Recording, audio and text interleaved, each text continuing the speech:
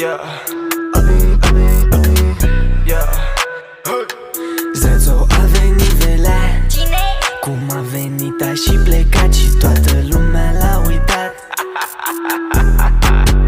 Ai 50 de ani, ești un sclav, dă-te în morții tăi. Cum îți permiți tu să îmi faci mie dis la anii tăi? Credeai că o las așa și că n-o să-ți răspund vreodată, dar ai uitat că demonii nu iartă niciodată.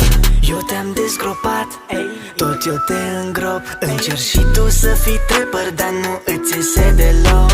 Spune de câți ani ai mai văzut un loc în top. Până să mă iau eu de tine erai uitat de tot. Viața mea, de acum ești dranța mea.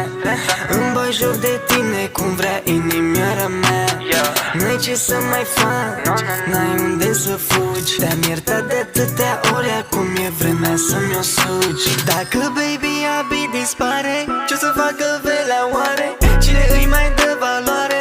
Cine îi mai dă teroare? Dacă nu era Smiley, erai vai de tine. N-aveai bani de mâncare, nici de haine, dar în fine o duci așa de rău că faci reclamă la ticăi.